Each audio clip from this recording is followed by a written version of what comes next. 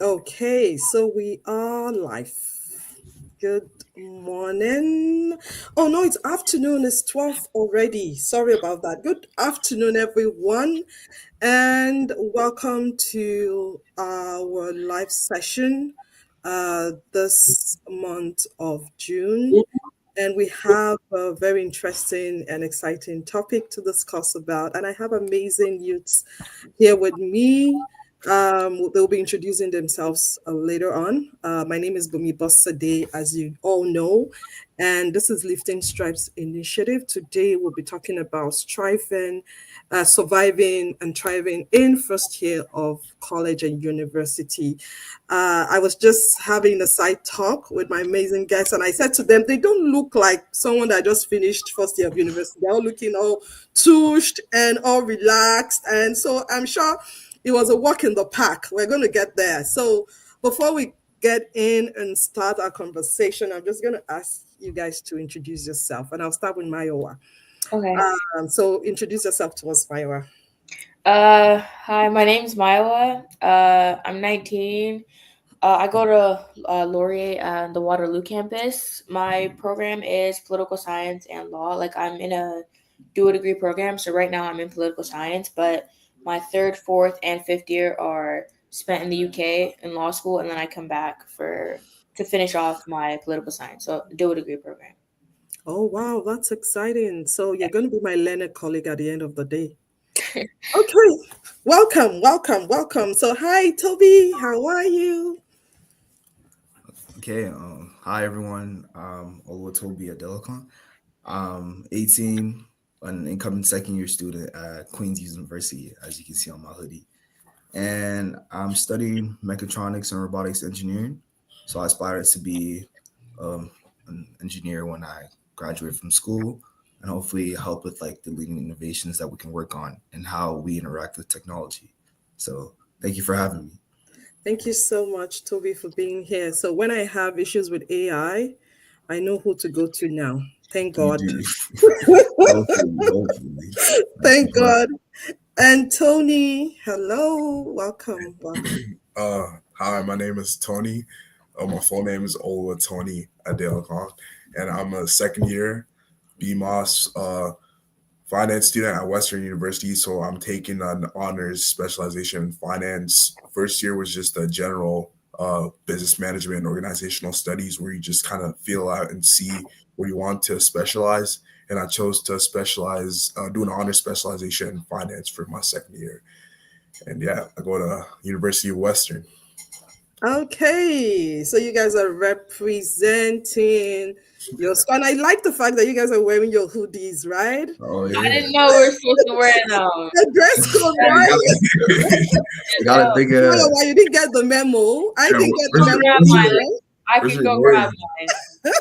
I didn't get the memo either. I would have gone to put on. I have a York University I T-shirt as didn't know well we were because I doing did go to that York University, so we all could have been, Mm, representing Yeah, the it, next it, schools and time. all that. it was kind of like a last minute decision. Like we just made But that it's decision. cool. It's cool. I love it. I love it. Thank you guys so much for joining and for coming to share your experience so that people that are going into colleges, university in September can learn one or two things from you guys. We're talking just before we came live that this exciting new phase comes with a lot of other things like anxiety, like, I'm really curious on what's going to happen when I go to university, when I go to college. It's a new whole world on its own. I don't have a clue how it works. I don't have a clue how I'm going to live my life in the next 1 year without my dad, mom, and all that. So sometimes it comes with a lot of,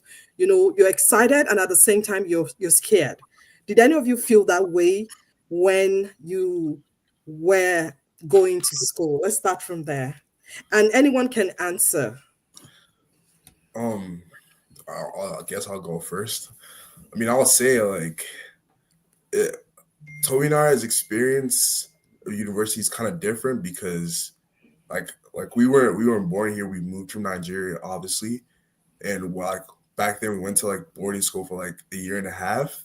So it was kind of like we were already like kind of like used to being away from home, not living with our parents, doing stuff ourselves, taking care of ourselves. So like going to uni is kind of like it's kind of like a breeze for us, but it's still like you're gonna feel some nerves, meeting new people.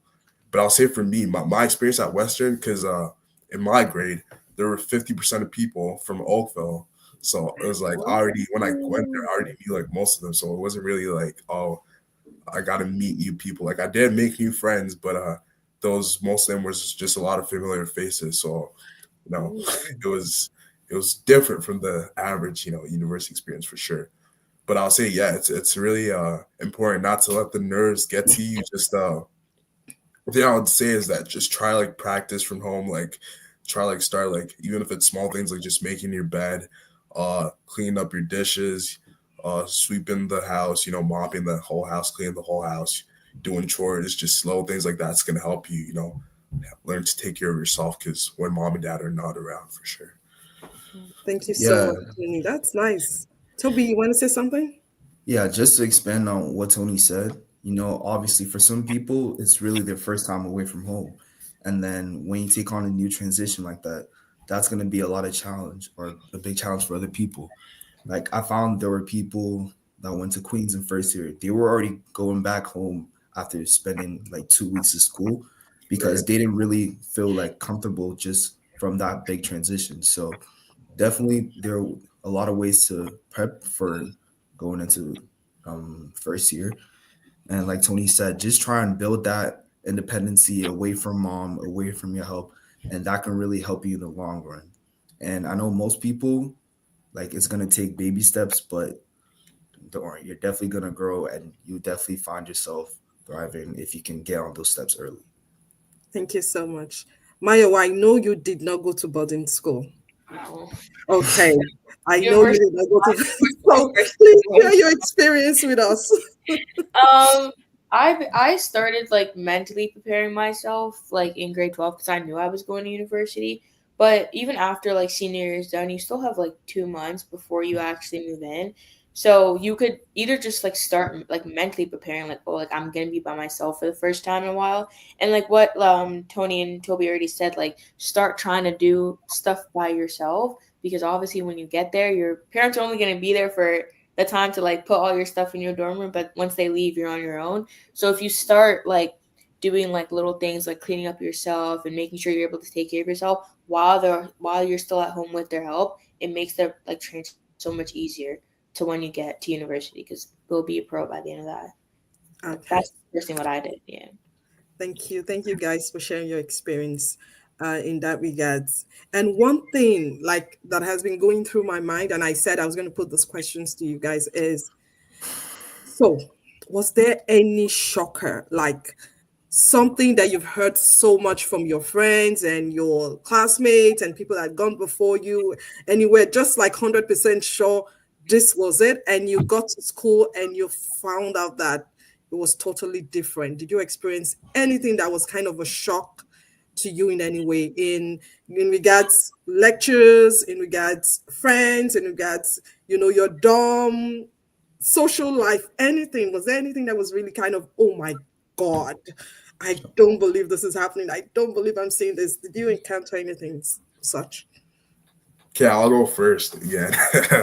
um, I'll just say like for me, there's a lot of hype going into like Western just because like everyone and their moms from Oakville, they're all saying that, oh, Western's like the biggest party school, are gonna like have parties, are gonna make a lot of friends, are gonna like do this, do that, and like, it's gonna be like the best time of your life. So like the mistake I probably make, and I'm just putting this as a disclaimer right now, for anyone going to first year of university, do not go in with high expectations. Go in with the lowest possible expectations because that way your expectations are going to get exceeded, right? What I did, I went into like high expectations. I was like, okay, yeah, it's gonna be like the best. I'm gonna like make so many friends. It's gonna be like a lot of parties. I'm gonna like have fun. Also, also do schoolwork. But like, no, it was the exact, not the exact opposite. But I'll say like, Western's not a school you should go to if you want to party. Western's a school you should go to if you know how to balance partying and also doing your schoolwork. It's for people that are able to, just get a good major, actually do their work and have fun at the weekend or have fun at the day off. It's a school that you should go to if you know how to balance things. You shouldn't just go there to party, or else you're just gonna be wasting your time, honestly. So I'll just say, for anyone, don't listen to what anyone says about, like preconceived notions and all that. Just like going with the lowest expectations of yourself, go with the lowest expectations. That way your expectations are going to be exceeded. And that way you have like how would I say, you have like an equitable or fair mindset going into university. You should not come in with any expectations at all. So that's just my experience personally.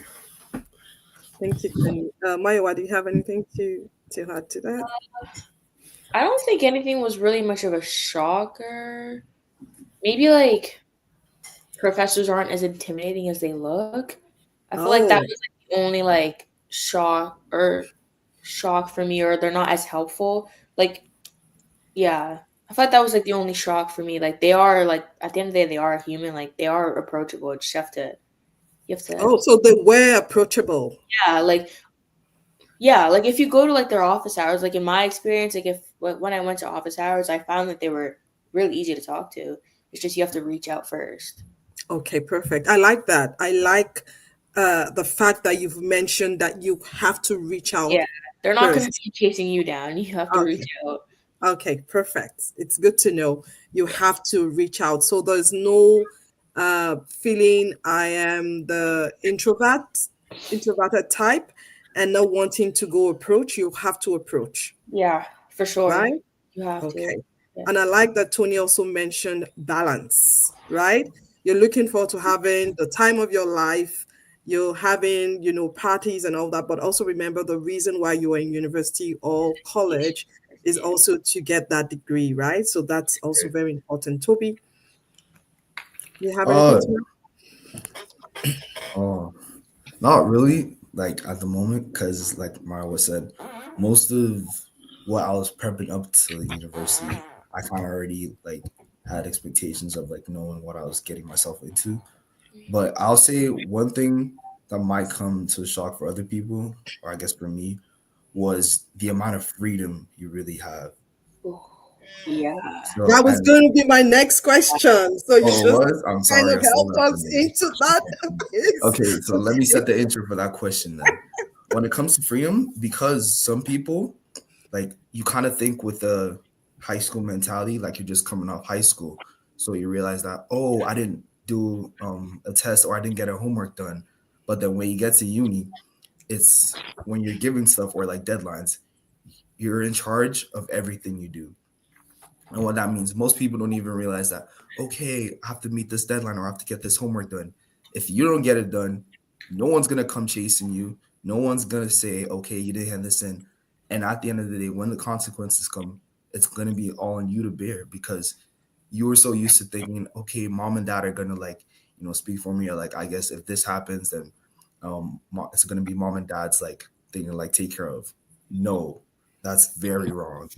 It's literally all you. So as you're getting like the freedom to do a lot of stuff by yourself, most of those responsibilities are now apparent towards you. So yeah, that was definitely the biggest shock that I had to like get used to. Thank you so much. That was profound because I was going to get there like freedom. And I'm still going to ask that question because we all have to answer it, right? But the fact that you realize that I have this freedom, now I'm an adult. I know you guys were really excited when you became 18. I was hearing everyone say, oh, now I'm an adult. Now I'm an adult. Now I'm an adult. Now, what comes with the baggage of being an adult is taking decisions and being responsible. And that's what I heard Toby just, say in a very different way, being responsible for yourself, making sure that your assignments are turned in at the right time, making sure that you have a quiz or test, you have a team, exercise or work or assignment that you have to do, making sure that things are done, even when mommy and daddy is not there. So that is profound. Thank you so much, Toby, for leading us to the next question. And I would, like I said, I would ask the question. So how did you handle freedom? For the first time in your lives, I want to assume There's no mommy or daddy to say you have to be home by 12, you have to be home by 1. You cannot go to those type of events, programs, parties. You cannot, relate with certain people. It was just you making decisions by yourself. How did you handle things like that? For me, I feel like I trust my judgment and like what my parents have taught me. Like, they did a pretty good job of like teaching what's right, what's wrong, and also being like giving me the space to like also decide for myself what I felt like was right or wrong. So by the time I got to university, I feel like I already have a pretty good idea of what is right and wrong, and what's like what's good for me or not. Freedom academically wise, I feel like it's like what Toby just said. You really just have to keep like you have to just keep up with like you have to keep on track. Like you have to remember that you're there for school first before you're there for anything else. And university actually makes it a little bit easy to keep track of stuff because when you start the semester or when you start a program or not program, sorry, a course, the syllabus has all of the deadlines that you need to meet. So they make it easy. You just have to take the initiative to go and actually look at that and put it wherever you need to. Like for me, I had a whiteboard calendar on the wall of my room, so I was able to write each month like what due dates were, what assignments were coming up, what I needed to do, if I had any readings or any other like mini assignments I had to complete during the week. And then for freedom, as for like the social part, again, I feel like just trusting your judgment is really important. I feel like there's a clear right and wrong. Like obviously, like don't do like don't do all the stuff your parents have been telling you. Like don't do those.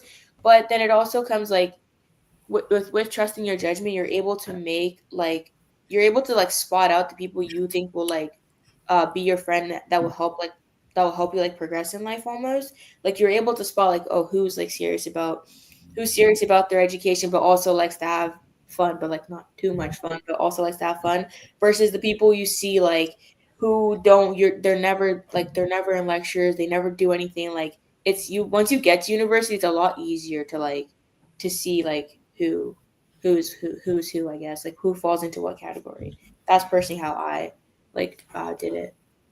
Thank you so much. That was brilliant. Tony, yeah, go ahead. Yeah, just to expand on what Maya said, having Freedom University, it's obviously awesome. It's great. You're on your own. You're your own man. You're your own woman right now. But it's important to like there's one thing like my parents will always tell me, especially my mom. She's like, oh, like every action, and decision you make, it's make sure it's a representative of your family. And yes, there's some things that you and your parents might not agree on, but you should have like a common ground, on what to do and what not to do. And I think once you just kind of establish that, it's easy from there to, point out, what decisions to make. So yeah, I would say like obviously enjoy your freedom, but also, be careful, and don't make, judgments that, that, oh, you'd be like, you can't do it like with your parents, around stuff like that. But yeah, in terms of school, like managing like time management, like personally for me, I'm not the best at time management, but I'm not bad at time management. I learned like how to like just kind of first of all, you got to figure out the way you study. You got to learn how you study. Are you a visual learner? Are you like do you learn by listening? Are you you just need to learn how you to study how you learn first. Once you can figure that out, it's easier for you to kind of sort of create like a type of schedule. Like for me, I know that, for example, for me, I like to study. I'm a self-taught learner. So I don't study by listening in class because when the class information goes in, like sometimes, to be honest with you, the teachers, most of the times you might not be able to hear what they say, or they just can't teach. They're really bad teachers. They may go too fast. They may just write down notes, leave it on the board for like 30 seconds and read it off.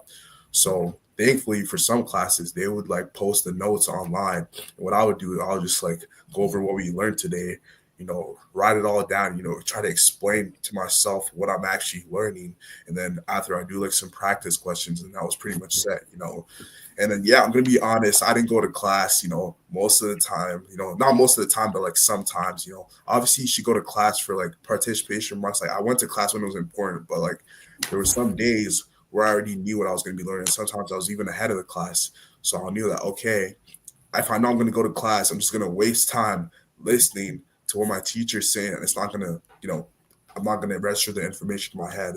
But I would say that, yeah, it's important for you to find out. You should know how the way you learn, because learning how you learn is really important in order for you to succeed. So yeah, just create your schedule. And I'm not saying do not skip class, because class is important. I'm saying because for me, I had some classes where if I had a class on Tuesday, I didn't have to go to the class on Thursday because they were teaching the same content. So I just use that other day to study. So I'll just say, go to class when it's necessary, and if you need help. But if you know that you are a self-taught learner and you can learn without class, yes, go to class to like grasp the information. But at the same time, you should be using your time wisely, because you don't really have time, and like things move fast. You have midterms every other week, you got finals every month, you got midterms, you got quizzes every week. So it's like you got to really learn how to manage your time. It's really important. Thank you so much, Tony. Toby? Yeah, both Myra and Tony have already done a good job kind of touching on the topic of freedom. But I'll say what really helped me was you just gotta know yourself for who you are. Yeah. So my mom, like, she tends to tell me that I'm someone who gets like swayed into the crowd and like what everyone's doing. But I guess what really helped me is just knowing yourself for who you are, what morals you were taught while being brought up, and like she says, like, know the son of who you are. And what that really means is when you take a decision, know that that decision you make is not just a reflection of you, but of your family as a whole. So whatever decision you make, whether good or bad, does that reflect your family in a good light to the other world? Because when you're away from home, you're your representation of home to that community that you've been placed in. So you really have to like think through decisions. And I know most people, like some people here, they might be coming from like, really strict households where like, even if they weren't like trying to like do anything crazy, like they just wanted to like go out or hang out with their friends, and like their mom and dads won't like really like give them that freedom. So them coming to uni, it's like, oh wow, like I can do all this stuff like my mom and dad never wanted me to do. But then you also have to like, your parents, you have to understand they do that because of your own safety. Like when you have your own kids, you're gonna understand one day like why they're so overprotected. So I guess another thing I also did was I always keep my family in the loop of what I'm doing. So wherever, maybe a weekend, always like try your best to like reach out and say, hey mom, like even though like yes, like whether or not she says no, you can't go, you can like go behind and like sneak and like do whatever you plan to do.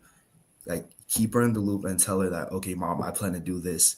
And if you're able to build that relationship with your parents, like it's going to be very comfortable when taking these decisions, because I find that most people tend to like be like sneaky with this, so like they'll kind of like not really keep their parents in the loop, and that's just gonna keep the stress strains worry, and that's gonna help you fall into like those temptations easier. So Yeah. know who you are, where you come from, keep your parents or your people in the loop, and just trust your judgment. Thank you Right. so much. Just to quickly expand on what Toby said, Yeah. communication is really important. Just because you're in university, you're on your own, you don't feel like you don't have to talk to your parents at all. It's important to still reach out to them, because, at the end of the day, they're, paying for your education, paying for to like help set up your future and stuff. So like you need to, help them, like give them that reassurance that, okay, you're doing fine. And even if it's just like once a week, just try just try to communicate with them, even if you're Once not. a week is too small, oh. Tony. Small. Once a week is too small. At least every once a day. Once a day. I'm telling you, I'm being realistic here. You're not gonna have the time, Yeah. especially exam season. When mom and dad know when it's exam season, you can't call me. I'm not gonna pick up. Text me. You can text me, but I'm always in my room. They can even tell you every time they call me, I'm always in my room. Just either studying, or just resting. They just know, like, because there's some times they know when to not pick up. So I'm just being realistic. Once a week it's actually very good for some people, because I know some people, they don't even call their parents, they don't check up on their parents.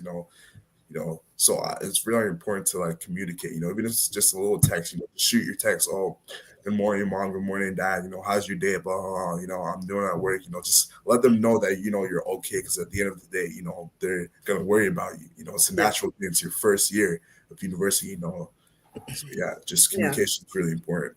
So thank you so much, guys. You guys really nailed it. And just to kind of summarize my takeaway from this question, I know Maiwa did mention having to have your schedule. She Yeah. talked about having a whiteboard where she would put in, I have a quiz, I have a deadline for an assignment, and all that. And that helped her a lot in having to manage classes and, the academic part. And I also know that Toby mentioned know yourself, which is very important. Know yourself, know your ability, know your strength, know your weaknesses. The fact that Tony can afford to miss some classes, so to study doesn't mean that that would work for me. I might be, a kind of student that learn by listening to l- the lecturer, right? And if I miss class because I just heard Tony say he misses class, then it means I'm in trouble. Yeah. So know yourself, know your capacity, know Just to disclaim, I am not missing every class. I only miss the classes where I've already learned the Bruh. content. where you exactly when he For has the to same time, I know my study. mom's gonna call me after school. Like, oh, you missing classes? Especially my dad's, And also, Yeah. what they also want to say is that also you make sure to pack medicine because you're gonna be sick. Especially when the winter time comes, you're gonna be sick. Yeah. I have like sinus allergies, so like that whole winter period and it's near exam season, I was really like sick most of the time. It was like It so, always comes during exam season. right. So As you soon always as you got have an exam, you get sick. right. You make sure you're prepared. There's some times where I had to like walk, in the snow. It's like -15, which is not it's not a problem, but like I'm sick. I got sinus problem. Breathing and stuff, and I'm still going there to write a 3-hour exam. So I'll just say like just bring medicine, just be prepared to just push through it because like you do not want to defer an exam. And what defer means basically is basically to move your exam to a later date. And when you move it to a later date, it's going to be like worse for you because you're doing like new content. It's probably going to be a new semester, or it's probably going to be, Probably already summer. around Christmas time. Yeah, it's going to be like around like your reading week, which you don't want. So I would say you just got to push through it. It's just Yeah. So You're thank even you allowed guys. to defer exams. Well, us, if you miss it, that's one and done. Like you can't even defer. But sorry, before we move on to the next question, you were talking about schedules. So I'm the type of person where I'll be honest, I'm always doing something, or something's just gonna pop up during my day. So when you're working towards school, schedules may not work for someone. Like I asked my dad, he offered to make me a whole schedule. I fell out of that schedule within like a week. And that's because I knew that couldn't work for me. So a way I was able to be in the loop of things, because as an engineering student, you're taking about 7, 8 courses for a semester. Yeah, it's a lot of stuff to juggle. So one thing that really helped me was try and join wherever specialty you're in. They're gonna have like group chats or like student workshops where you can like be in touch with your peers, because what I have now, we have a lot of like group chats, maybe it's on Instagram or iMessage. And that really helped me to keep track with all my assignments or just any help. Like whether you had help with like a coding assignment, or whether you needed more clearance on like an upcoming exam or midterm. That was one thing that really helped me stay on top of things, because I'm someone where I struggle a lot with like going out and like searching for information myself. But like being able to be comfortable with your peers and like getting in those like group chats would really help you a lot to keep track of things if you're someone that can work with a schedule like me. Okay, thank you so much. And you just kind of also buttress my point. Know your strength, know your weaknesses, know what you're good at, know what you're weak at, know where you need help. And I think if you understand that, then it will make life a lot easier for you, because it means you know what you need to work on, you know where you need to put extra effort, and you'll be fine. So thank you guys for answering that question thoroughly. And it takes me to the next question.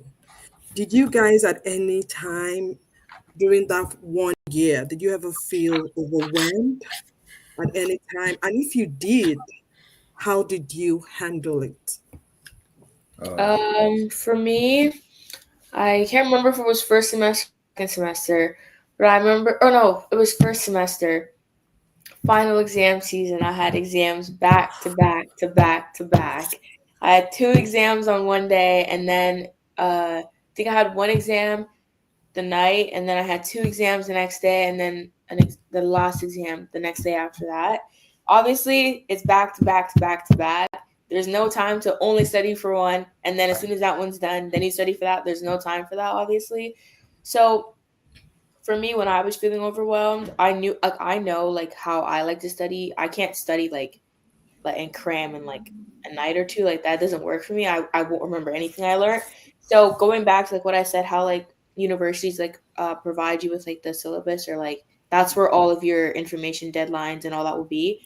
For final exams, they usually release, for my school anyway, for Laurier, they release the final exam dates um halfway through the semester. So from then, to avoid, because obviously from then I could see that I was going to have back to back to back to back, to avoid feeling super overwhelmed, I started studying bit by bit as soon as like it hit around like the 2 weeks before the first exam was.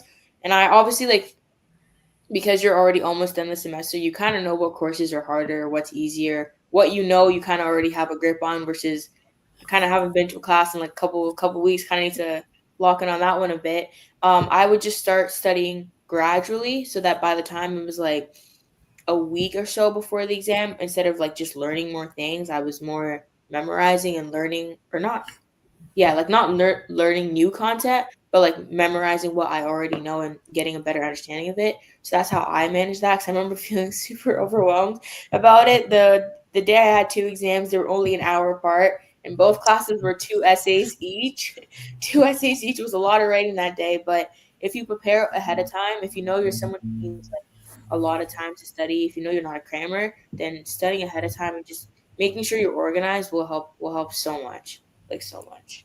Right. Because Yeah. great. Just to expand on what Mario said, yeah, it's really important. Like the first day of class, once they because the first day of class, it's gonna be like they're gonna release the schedule. You look over the schedule, see what you're gonna do ahead of time, and then every single class you do, always study the content, do some practice questions daily because it helps you have the retentive memory to just remember, so that when it comes to the final, you're not actually studying, you're just reviewing, And for me, there were like two instances where I was like, I wouldn't say overwhelmed, but I was just like tired, The first instance was for actually was supposed to be like an elective. It was a political science. I had to write a 3,000 word essay, and I remember, Right. I'm not someone that procrastinates, no, but obviously we were busy during that time. We had school, so we had the essay was due a couple weeks after reading week. So I was like, okay, I'm gonna start doing reading week. So starting doing reading week, obviously it's like, how do you go about writing a 3,000 word essay? About it. So my topic was public versus private healthcare, and how do you write a 3,000 political essay, science essay on that? There's a lot of guidelines you got to look through. So the first couple of days of reading, I was just reading the guidelines. Is like different specifications, different instructions, and I got that down. And then a couple of days into it, I just started writing like the intro and stuff. Started reading through my sources. You also got to like find your sources, find credible sources. So that already took like a lot of days, just searching through JSTOR and the Western Library online site, just to find credible sources and articles.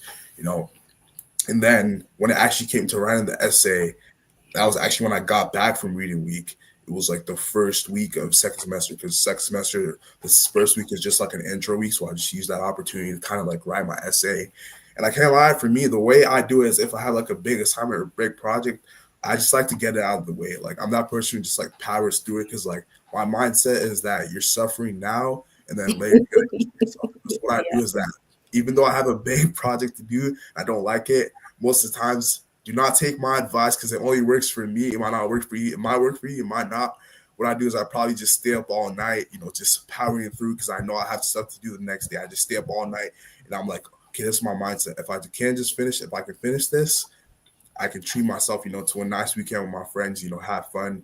But I know I have to get this done before time. I'm not going to have time to do it later. So I just power it through. Like, you just got to have that mindset that, oh, you're suffering now. It comes with exam season. Exam season, the last 3 weeks of school, or the last 2-3 weeks, everyone's going to be locked. No one's going to be going out. The libraries are going to be packed. The cafeteria is going to start, getting like, reducing like food and stuff. So you got to be like really locked in. You got to be like, you just have to someone like, and like what Toby said, find study groups, find people who are like-minded like you to study with, because they can help motivate you. Personally, me, I don't like studying around people just because I like to like have the silence and serenity. And that's why I like studying at night, staying up all night, because it's peace, quiet, and I'm able to lock in. But if that works for you, just find someone that's able to like motivate you to study, because it gets lonely sometimes, But for me, my mindset was just to power through, and that you were suffering for a short amount of time and you can treat yourself to a good time. So, and yeah, the second instance was I had a calculus exam, and Oh my God, Cal. yeah, It sounds familiar, right? No, I'll get to to be that. honest, yeah.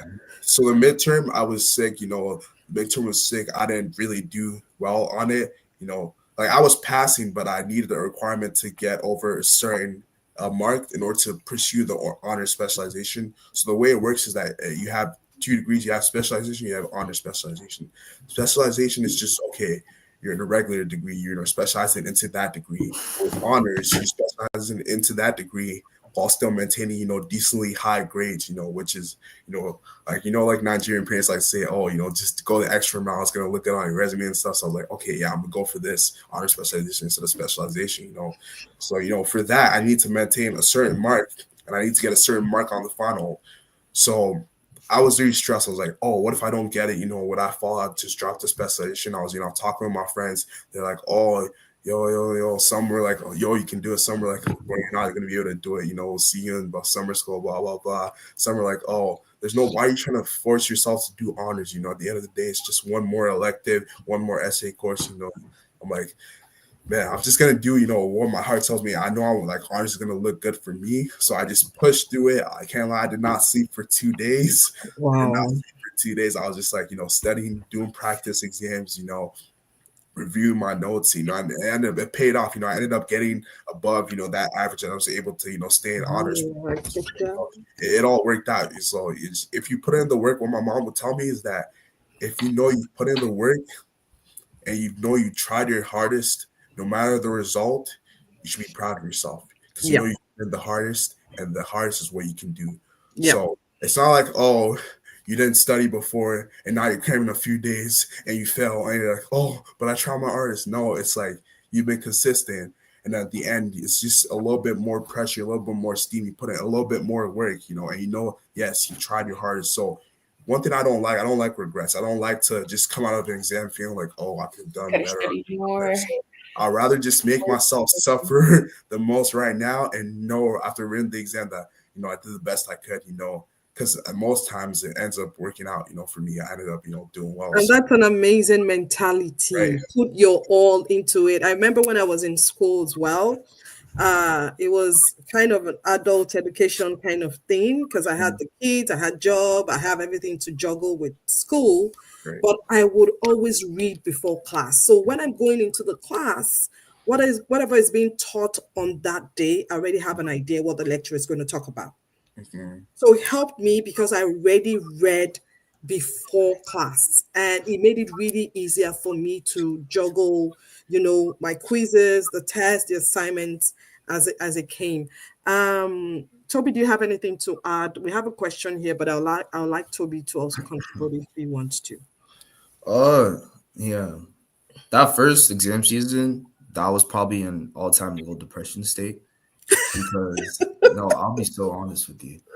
And what I want people to understand is don't be discouraged. So what people don't really get is the jump. When people say to jump from like high school to uni, academically, it's definitely like a big jump. And it's like a 3-4 grade jump better than just one. You're going like definitely. 3 or 4 grades out. It definitely is. And you're gonna have that one course. Like you go from a high 80s or 90 student, and then you open your first midterm at like one hard course and you see like a 50, and you're just like completely shocked. Like, oh, wait, did I not study hard, or am I not smart enough to be in this course? I was having a lot of those like doubts just from seeing like a grade like that. And I'd be saying, am I in the right course? Like, is this really for me?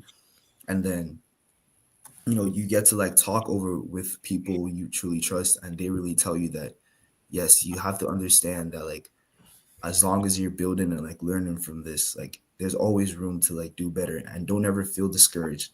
The fact that you got to that position, you weren't just picked randomly. You were selected through your efforts and merits that showed in high school, that showed you were compatible and able to do this program. So don't ever feel discouraged seeing that first bad grade.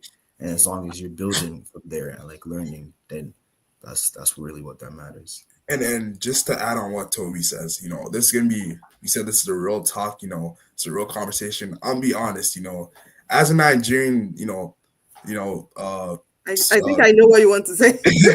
as a, as a Nigerian, kid, you're gonna be pressured by your parents to get high grades. You're gonna have I high. know, right? You shouldn't be pressured.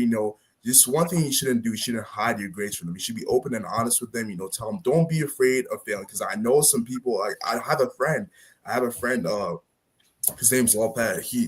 I shouldn't have said his name, but like I have a friend. He's name drop. yeah, I have a friend, a close friend, but he was telling me that he was afraid, to tell his parents that he was, about to, fail a course because, obviously they'll get angry at him, and like he's '07, so he came into uni. I don't know how that worked, but like he came into uni a year early, so he was really stressing about me, telling me how he's afraid to, tell his parents, about his mind.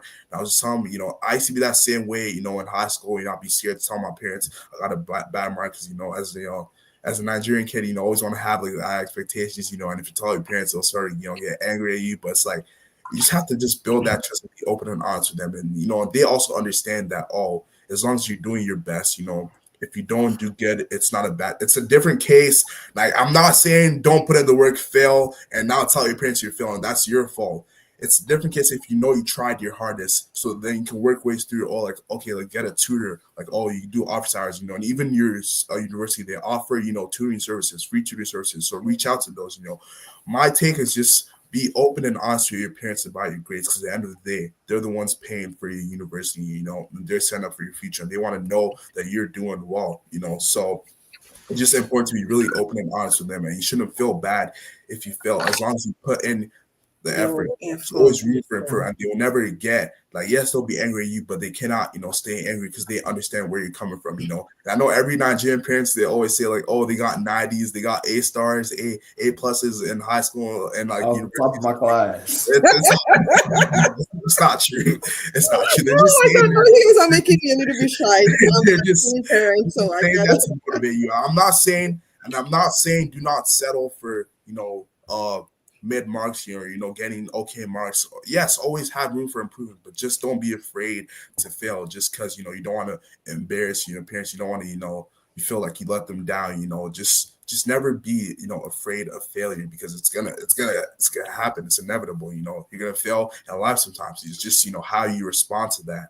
So yeah, I'll just say for every Nigerian kid out there. Thank you so much. And I want to say thank you to Toby.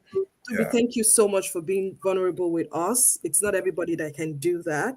So we do appreciate it. And I want to believe that people like you, students like you that will listen to this later on will draw strength from what you just shared. Because the truth is, just like Tony have said, we all would encounter failure one time or the other in our lives. It's part of life's journey. And that mirage, and I want to believe that we're changing. Yeah. We Nigerian parents, we're changing. We're changing. It's not like we're trying. It's easy to change, but you can afford to fail. I got the highest in the class and all that. I think it's fizzling out a little bit. We're trying our best because we're realizing now the importance of being over pressurizing our kids, of having to create this mirage of what does not exist, and what position it puts the children. And just to quickly say to every parent, not only Nigerian parents, probably African parents out there listening to us today or will listen to us later, please give your kids grace. I remember I had a conversation with my son a couple of months back, and I said to him, I know you, I trust the God in you, But if in any case you fail any course, which I don't pray you do, please do not mind me getting upset. I'm telling you now, I'm not going to be upset. Just to let you know now, I don't pray it happens, but if it does, I am not going to be upset. The most important thing is we have to sit down and look at how do we get you to where you want to be, right? Because I know that he would usually study, he would have sleepless night when he has exams. So I fail exams too. I've written exams here in Canada and I failed. And I rewrote those exams and I passed. So we're all human. So parents, please let's be a little bit considerate and give our kids those grace that they deserve as well. Right. And also a disclaimer, just because your parents are giving you grace, it does not mean, again, that does not mean you should go and start, not studying and then fail and then tell your mom, oh, I failed. No, make sure you put in the effort because it's really important to put in the effort. Just Thank you. Out there, Yeah, I agree. So yes, we have a question here from Fikon. Fikon's asking, what about clubs? How did you juggle that? So is anyone? Sorry, before we move on to that question, I also wanted to say that, like, on the grades part, don't compare yourself to other people. Because I find out in uni, like, kids are very common with, like, okay, when, like, the midterm comes out, everyone wants to know, like, what each other person got. So, like, they're all just, like, sharing and passing around grades. There's going to be people who school just comes easy to them. Like, those are Einstein's descendants. Like, the part is don't compare yourself to, like, them. Everyone learns at their own pace because at the end of the day, they're not going to be the ones grabbing that degree or your degree on that podium. That's going to be you and your efforts. So don't look at other people or don't be focused on what other people are doing. This is your journey. So it's all you, and don't focus on, like, the outside influence. Thank you so much. That's just why I wanted to share it real quick. Thank you. Mayowa, you wanted to say something about the clubs? Me personally, for first year, I was a part of house council and campus council, so 2 clubs. Basically, like, how those ones worked, where we had meetings every Tuesday and Wednesday from 10 p.m. to 11 p.m. And we were also, like, in charge of, like, planning, like, events for, like, our, like, residence building. How I would juggle that is obviously, like, for me, I'm a really big, like, for, like, time management. I'm a really big, like, visual, like, I need to see it so that I know I have it that day. Because on my phone, if I put it in my phone, it helps. But I can just swipe up on the notification so fast that I'm not even registering what that notification was for. So what I would do is I would always, like, oh, we have a movie night this Thursday night. Like, if I have an assignment due Saturday night, probably should start on Sunday or maybe even a bit earlier, just so you can work your way up to it, so that when Saturday comes, when it is due, all you're doing is just quickly looking over, making sure there's, like, no, like, spelling mistakes or something, and then you're able to hand it in. Or if like, you have something else you want to do with your friends, like, just getting all your assignments done, like, prior. And, like, I don't know, time management's a really big thing if you want to be a part of clubs. And being a part of clubs also makes you, like, make a lot of friends too. So time management first, because if you can't really be fully dedicated in your club or in your friends when you're, at the back of your mind, you're stressing about an assignment that's due in 30 minutes and you've barely started. So time management is definitely how you do that. You have to know what you're able to do within a limit, and know how much you can do too. Because you don't have to join 10 clubs. Like, you can just do, like, 1 or 2. You don't have to be a part of everything. Thank you, Mayowa. Does anyone want to add to that? Yeah, I'll say that, like, when it comes to clubs, she said, how do you juggle that? Well, first off, you're coming into university, right? This is your first year. I'll say I didn't really try to, like, reach out to as many clubs as I can, or that wasn't really a forefront in my mind, because when you get to uni, that's a whole new community. So that first year is basically you're given time to adjust to your environment, get used to how things work within university. And I'll say definitely, if you're interested in joining some clubs, like, that's something you should go ahead. But I don't really recommend to, like, just go all, like, full throttle into, like, okay, what's about this club? Can I join this? Can I join that club? Because that first year is supposed to be your grace to like understand how things work within like first year. And then now like I just started like looking into more of clubs into like, second year. So like that's what I wanted to I think Right. it definitely a club would probably help if you're a bit shyer because it gives you something to Yeah. talk about with the person right off the bat rather than having to think, oh, like what's your favorite color? Like you're already talking, you're already in a common space, so then it's easier to converse with people. But I would definitely agree, like you don't need to be a part of every single thing. Like one club, I think is good for the entire year, especially first year since you're still trying to get into the hang of stuff. Yep. So I Right. agree. Yeah, Tony.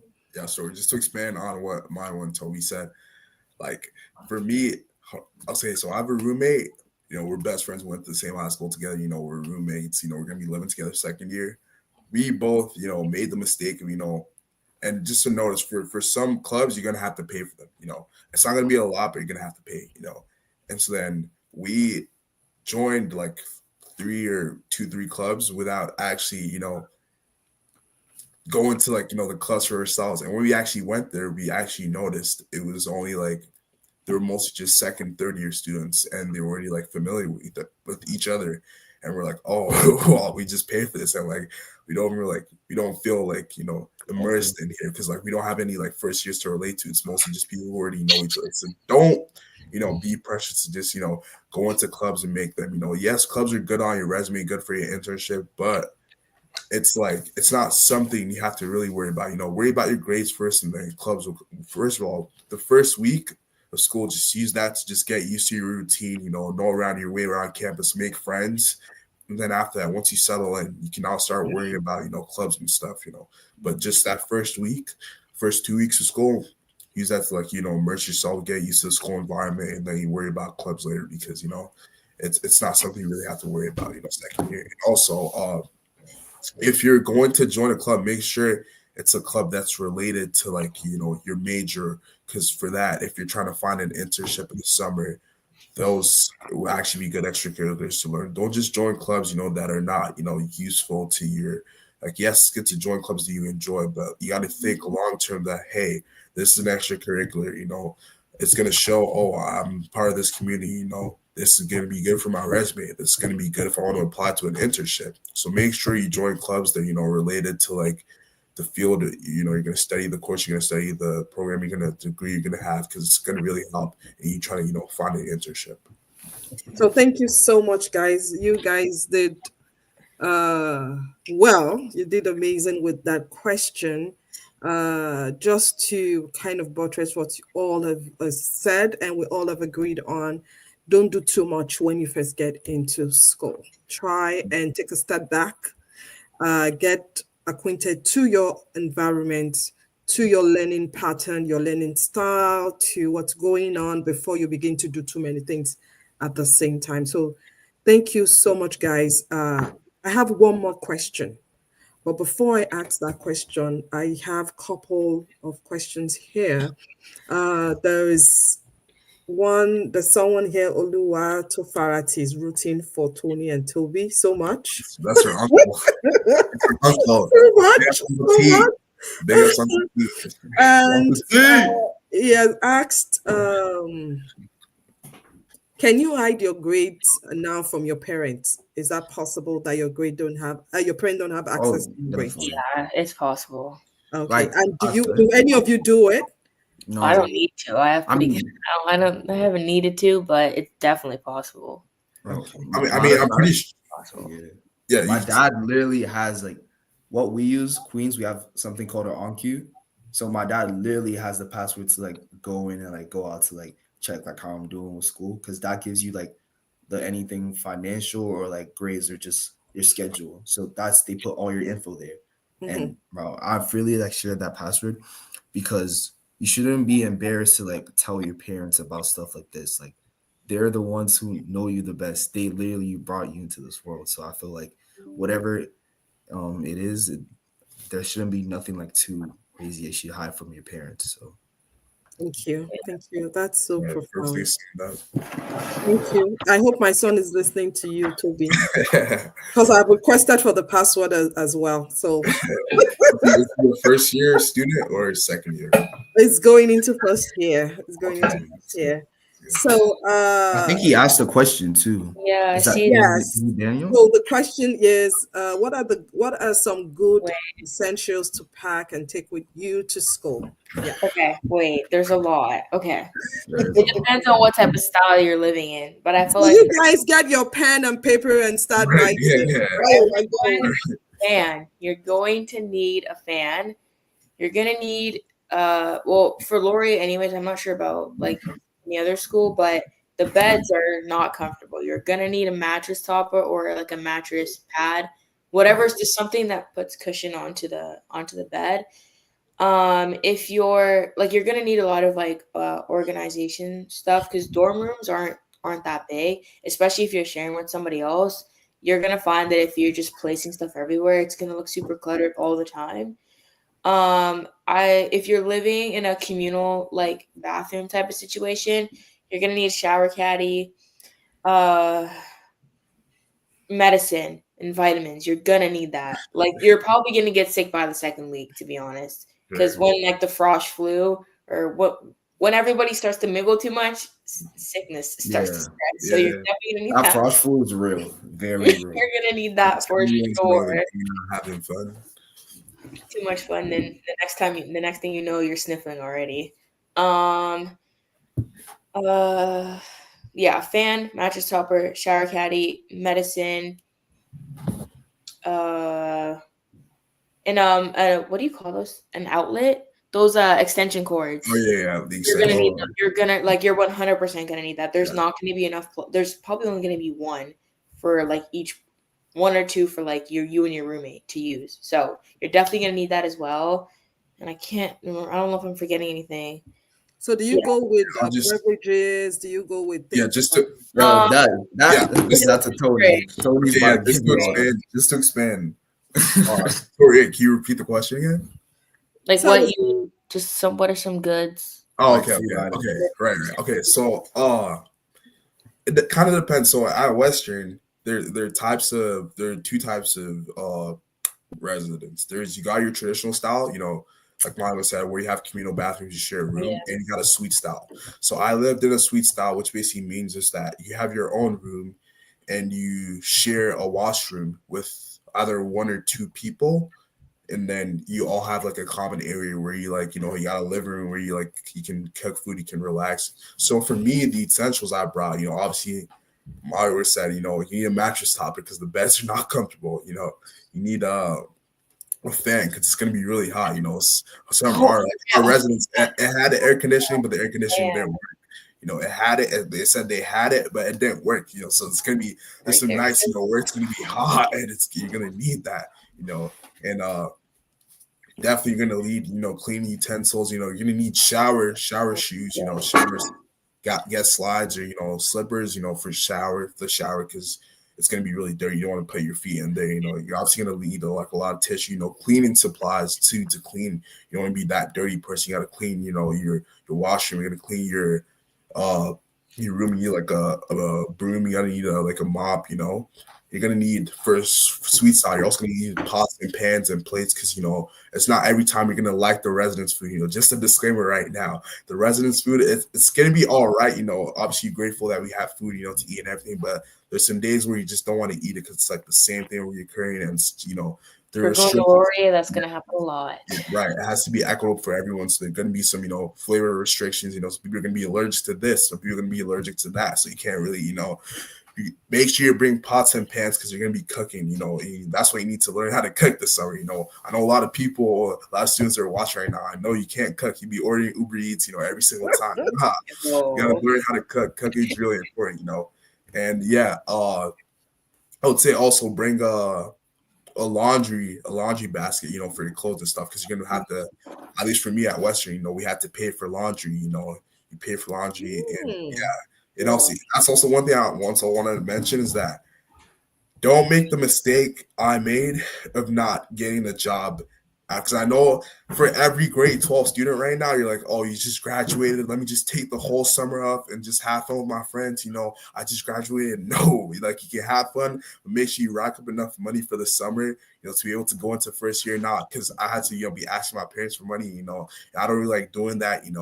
Not just because it's just weird to me. It's like, oh, like I could have made it myself. It's like you're in uni to be independent. So how are you in uni being independent while you're still asking your parents for money? So it's like make sure you rack up enough money in the summer, get a summer job or a little, side hustle, side gig, to make up a little bit of bread, to just help, because there's some things where you're gonna need to like finance. Some things you're gonna be able to like want to go out with your friends. That's money. You want to go eat. That's money. You're gonna want to buy stuff. That's money. So you got to make sure to rack up enough like your personal money in order to finance your lifestyle, because your lifestyle is going to be way different in university. When you're at home, your parents pay for everything, you got the convenience, but in uni it's a whole different thing. There's some costs that are just going to come up. So especially it's really important for you to find a job. Don't make the mistake I made of not getting a job. That's just what Okay.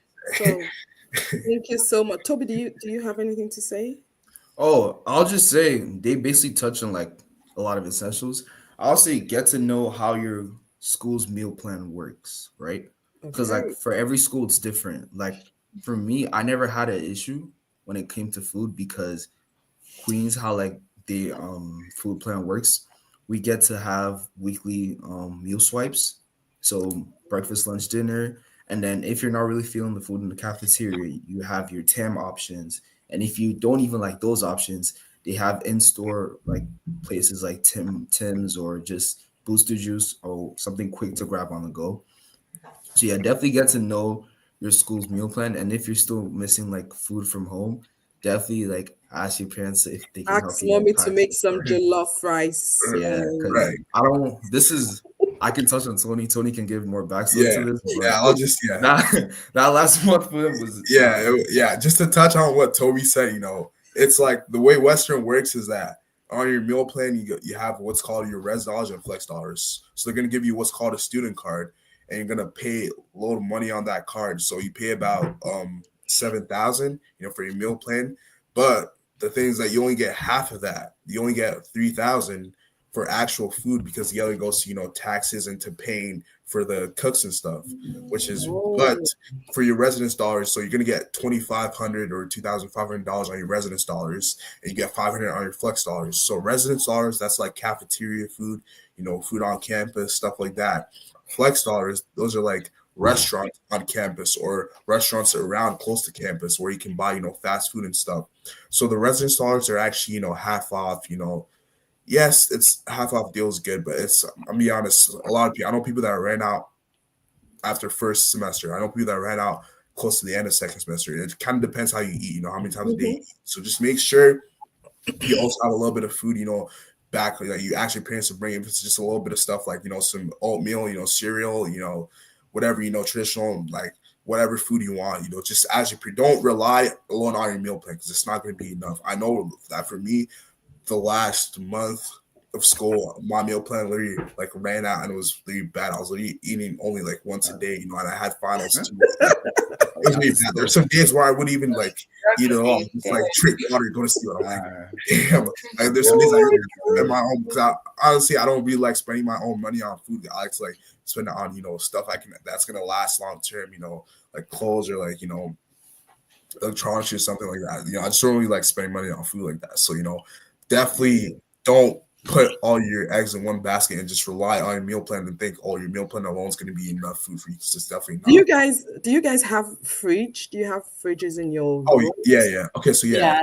you're gonna have You can, I think you can buy one or you can rent one from your school. Oh, For my plan, like my room, I had a single plus, so it was kind of like a hotel type thing. So we had common rooms where you can keep like I was thinking of no dorm. If you're living in a traditional dorm, yes. definitely get a mini fridge. You definitely get a mini fridge, because you're gonna have to be sharing a fridge with people, and it's gonna be like sometimes you're not even gonna have a fridge. I had friends who didn't even have a fridge. But for me, I had my own fridge, but like definitely, yeah, it's gonna be an essential depending on which dorm. That's good. The few So times thank you you do go guys. to buy food, you're gonna want somewhere to like put it. So Right. Yes. fridge, And yeah. microwave too? Have microwaves? No, Oh, the, for us, we No. weren't allowed to have. You're not allowed to have like kitchen appliances in your Yeah. dorm. So Okay. yeah, yeah. some stuff like your school might ban some appliances because Right. of just like Yeah. certain like power risk or electricity risk of Yeah. fire. Okay. So I Okay. know we weren't allowed to have kettles or bring like stuff like that. So Yeah. your school, when you get in, they're gonna have a lot of things you should know for moving day. So they're gonna Yeah. give you a checklist of what things are allowed, what's not allowed.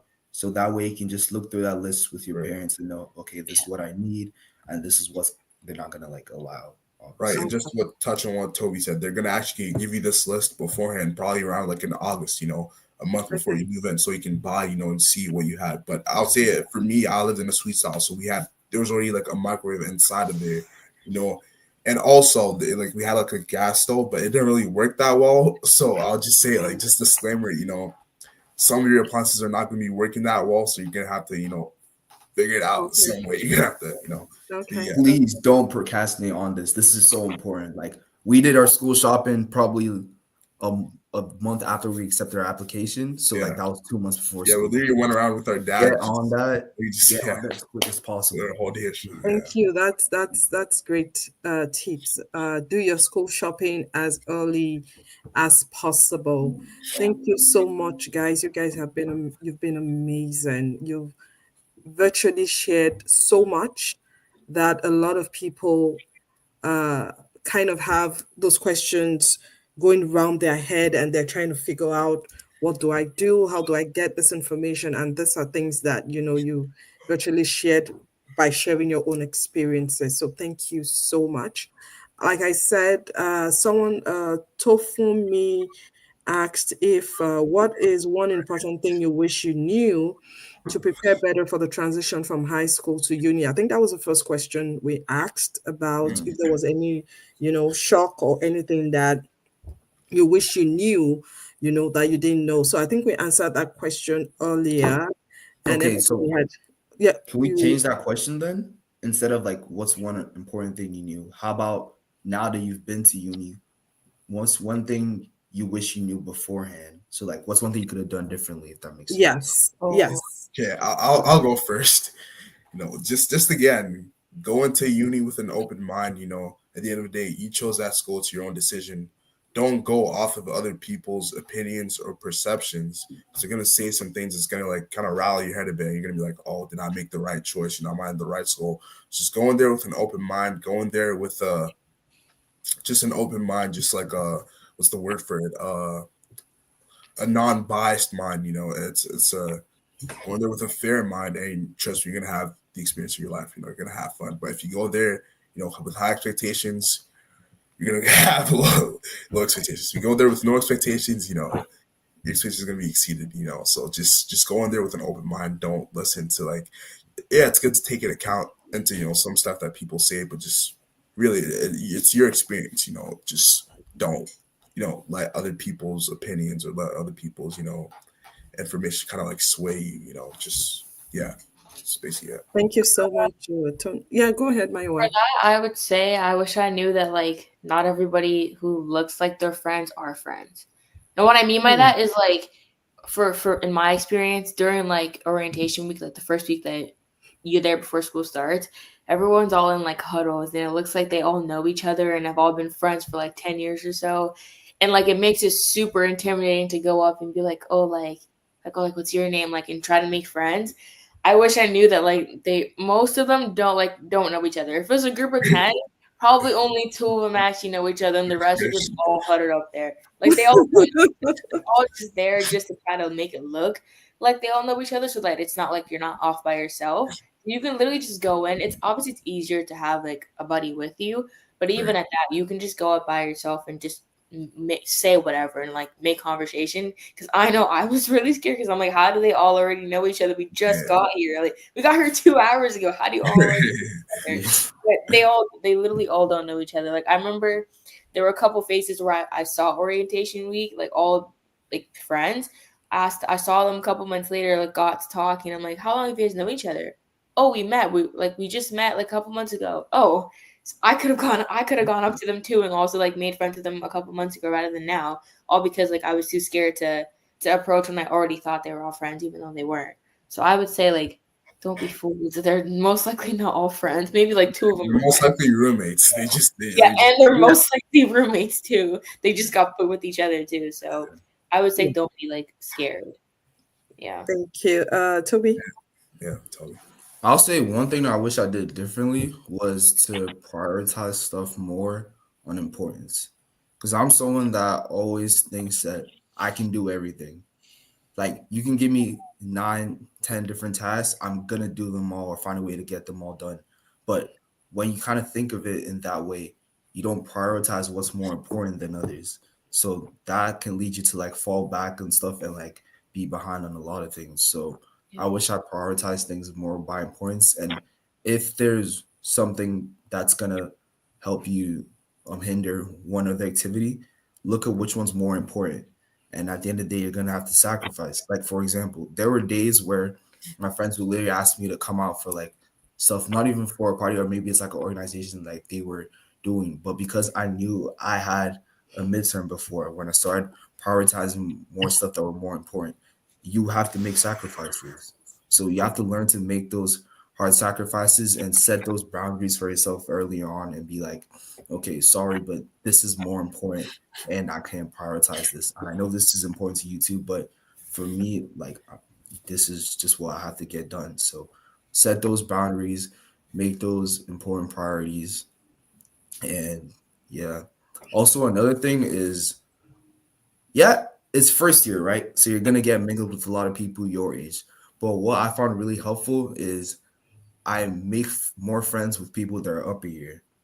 So what really helped my experience a lot was I got to know a lot of upper years earlier on, and that really helped me a lot with stuff. For example, when you're moving out of your houses, you're gonna have to find some place to just like keep stuff, or you're just gonna need people to like rely on and tell you how stuff were when it was like their turn in first year.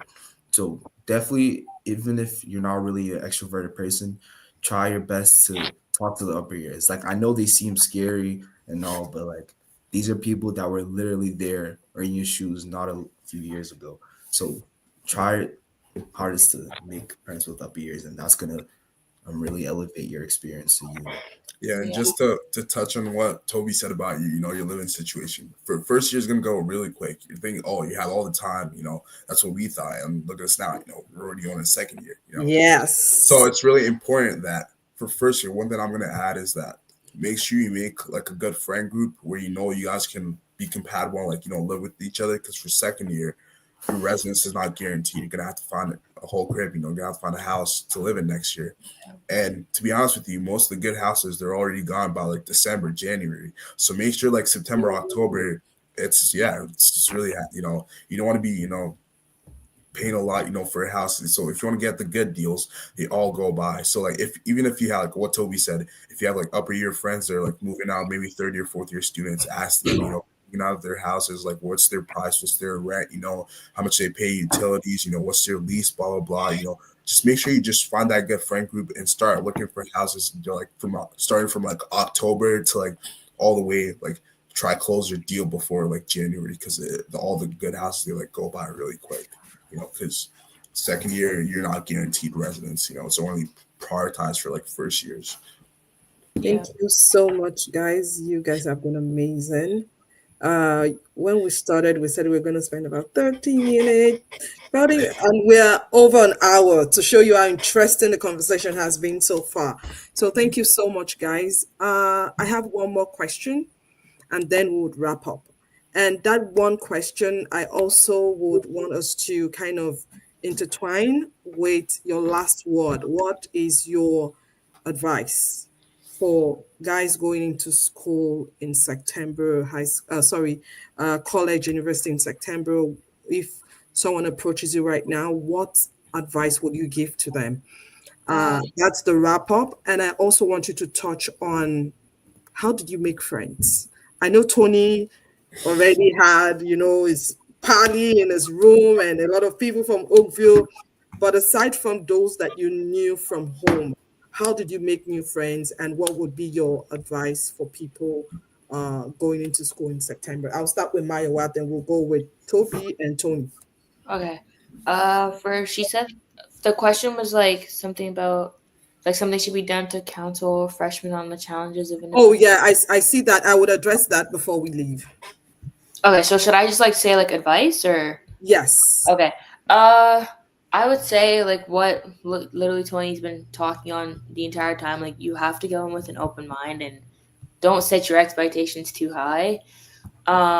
If you're somebody who tends to be more introverted, I think at least for like the first week or so, like you kind of have to just go in with a mindset of like no one's gonna remember this literally tomorrow, because I feel like that's like the only way you can truly like get out your comfort zone and make friends, especially if you're more on the shy side. Like I know for me, one of my friends that I made, one of my really close friends that I made like till this day, I met her during orientation, like a week orientation week of the first week of school, and we literally just like I just went up to her and I was like, hey, like, there's a bunch of games. Like I'm not sure how other schools do it, but O week is all about making friends. So there's a bunch of like activities going on around campus, and I remember one particular day it was just like a day on just outside, and you could play like table tennis, you could play chess, you could play I can't remember what else was there, but there was a whole bunch of different games. And I just went up to her and I was like, "Hey, like, do you want to play? Do you want to play ping pong?" And we just got to talking, and now we're still really close friends to this day. So I think definitely like first week, you just kind of have to go up to as many people as you can. Obviously, not everybody you see or you talk to is going to be somebody you like actually become friends with, but it could be someone like that ends up being in a class and you missed 1 week and now you need the notes, and the person you were just talking to is what's in that class and was there. So you have to get out of your comfort zone. Like there's no like, oh, to myself and everyone's going to come to me. Like people will come to you, but you also have to go to them too, because everyone has the same mindset of well, if everybody has the same mindset of, oh, everyone's just going to come to me, well, then we're all just going to be standing here by ourselves. So you have to also be willing to make friends. Like you have to be willing to put effort in to see effort returned. Thank you so much, Maya. Toby. Yeah, I'll say if anything, making friends is the easiest part, but the harder part is actually keeping those Oh friends. yeah, So keep what it. I find out is when people like make friends, it's just kind of built of like initial perceptions, and I've gone to like know like maybe 100 people in like the first 1 week, and that narrows down to about 5 to 10, and those 5 to 10 were just simply or strictly because oh these were like the same interests we shared or values we shared. Yeah. So when it comes to actually keeping those friends, I'll say that make sure whoever you're with you're comfortable, and if that person, if your goals don't really align with them, don't really waste your time on like trying to like pleasure yourself or just like being around them, Yeah. because these are people that are gonna carry you through second, third, and fourth year. So like my friends now, um, each of them, they kind of inspire me or get me through university in their own way. Some people help me like emotionally support me. Some people support me in like other different ways, and that's really how I've gone to like keep the amazing group of people I'm around with every day. Yeah. So yeah, that's basically a big thing people need to understand when it comes to making friends. Because I was someone who moved like 3 hours away from home. Like Queens is all the way in Kingston, and that's like 3 hour drive from Mofo. So I rarely saw like 2 or 3 people from my school. So that's really one way you guys can like get to like know your people. Thank Same. you so Not many much. people from my school went to Laurier, so you really have no. If you want your first year to be fun, you really have no choice but to put yourself out there. Yeah. Right. Thank Just to you. expand on what Toby and And Maya said. Tony. Yep. Yeah, just to expand on what they said, stepping out of your comfort zone, like for me personally, I would say I'm an extrovert, but I just don't really like talking to people that much just because I like to, keep my circle tight.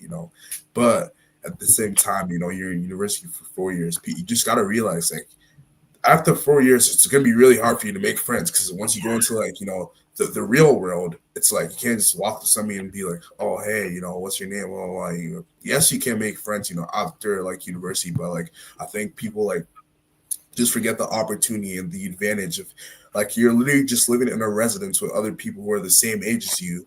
Some may have the Mhm. same interests, you're going to the same school, you might have the same major, why not take advantage of that?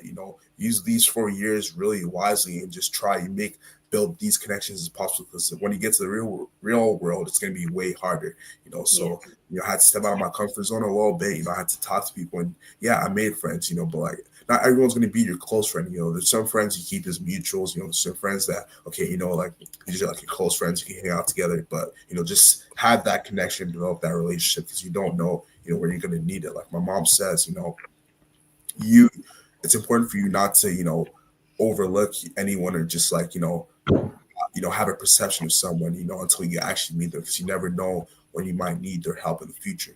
So it's important to just build that, connection, have that relationship. Thank you so much, Tony.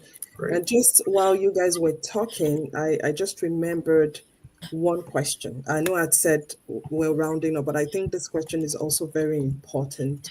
As parents, how can we help? In all of this that you guys have shared today, what would you like to see in us as parents to support you, to encourage you, to help you as you, further in this academics, your social life, and otherwise? How can we help? I'll go first. Like for me, it's kind of like a two-way thing. You as parents, you have to, be a little bit more, open with your kids and the child. Like, Shield. yeah. So like, I'm not saying don't be strict with them, but like, it's important to be strict sometimes, but don't be strict all the time, because for that, your kid's gonna be like, oh, you can't really like share stuff with you. Like if they had a problem, they can't really like tell you anything. So I'm just saying, like, as parents, try to like just chill a little bit more and like understand, oh, like, your kids becoming their own man, and you can't really like control their life, for like, yes, like, even though they're like legal and adult, you're still paying their bills, you're still helping them, but like, you gotta like let them make their own decisions sometimes, because it's like, at the end of the day, you just gotta let them learn and become adults, because yeah, they were also once kids. Like, that's one thing, my parents, have worked on. They've like given Zoe and I like realized that, oh, we're becoming adults, so like there's some decisions where we have to make on our own. Yes, they're gonna give us, your advice and what they think, but ultimately they give us, that freedom to, make our own decision. And we Yeah. also, as kids, we try to like listen, take into account, see, okay, yeah, this is a good decision, this is a bad decision. If it's sometimes in the middle, you just go like you with your, your judgment. But like, I'll say, yeah, you just gotta like have like a more relaxed kind of, relationship with your parents as you get older. It's all gonna come. It's gonna come eventually when you get older. It takes a long time to build. But like, it obviously just like a parent's natural concern to worry about you, because they've known you since you were born. Now they're seeing you become old. It's like, my child's here, like he's like his own adult now. So like, yeah, I'll just say, as parents, try to give your kids a little bit more, grace and freedom. Obviously check on them. You can still be strict, but it's kind of a two-way thing. You gotta have to have that communication and be like comfortable, talking to each other. Thank you, Tony. Toby? Uh, well, I don't really have anything to like, I guess, like say. But could you just repeat the question so I can So go the after? question was, as parents, how can we help? How can we make Okay. life easier in school? How do we support you guys? What do you expect from us? I mean, just first off, constant reminders that your kids should know that you're someone they can fall back on. Because obviously you want to ensure like they're comfortable, like always reaching out to you, whatever problem they're like going through. So I know for a lot of parents, like, for some it's like easier to like open to their kids, or for some people, like that's not really how they like communicate with their kids. But I guess I really worked on like, building that connection earlier on with your parents. And that's how like they're able to be vulnerable with them. And you have to also understand, like, I guess like we're kind of taught in a way where parents expect their kids to just be vulnerable on the spot. And that's not just something you can just like force onto someone. They have to like build that connection with you, like as their kid. And that's how they're able to be comfortable with telling you these experiences or just struggles they're like going through. Yeah. Thank you so much. Maiwa? it's basically what they've already said, but I would just say giving them freedom to make mistakes and uh like to figure out what like to figure themselves out, but while also still like being on like the sideline, I guess, and being there in case they do fail, in case like they do need somebody to, like pick them back up is what I would say. It's like Thank you. the Thank you standard. so much. Thank you so much. Thank you so much. You guys have been amazing. We've had a conversation for about 1.5 hours, and it looks like we've been here for just 20 minutes. To Yeah. how interesting this conversation was. Thank you for agreeing to share your stories and to join me today. I am honored and I really appreciate you guys. And I'm so proud of you all and also your parents. Your Thank parents you. have been amazing and you guys Oh, thank you for having us. It are was amazing as Yeah. well. Thank you so much for making us so proud. Okay. Mhm. I know Omotayo had made a comment here. It's been quite interesting listening to this young That's my grandma. man and lady. I think something should be done to cancel freshmen on the challenges of independent living and expectation in first year of university. We totally agree, Grandma, and that's why we're here. That's why we're doing this because we yeah. feel that they need to keep hearing this. We need to encourage them. We need to help them, even though sometimes you guys feel you're adults and you can take decisions and make decisions on your own. But where I come from, Nigeria, there's a proverb that says that what a child would see standing or Oh, sitting, an Yeah, all adult, right. yeah, you get it? our Yeah. mom, All always, right. our mom always says that to Toby and I. I just heard that quote from her the other Our day. mom says that like to Toby and I. Every time when Exactly. we're arguing with her, Exactly. sometimes she always just starts mentioning that. What a child can see standing up in a Standing tree. up. Standing, an And adult the will other see it can sitting see down. sitting down. Yeah. Yes, Yeah. yes, because we have been there. We all have been in the university. We've gone through this process, so we kind of have an idea. We have a lived experience that we can share with you guys, and also kind of help you guys as you go along the way. So thank you so much, guys. We're so grateful to have you, and I'm sure we'll come back soon. I think there's something cooking in my head. So Yeah. thank you so much, everyone. Thank you for sharing your Saturday with us. And to everyone that have joined us with the amazing comments, the parents, the students, and those that will watch later, thank you so much. And have an amazing rest of your day. All right, thank you for having me. Have an amazing day. Bye. Bye, See ya. everyone. Bye.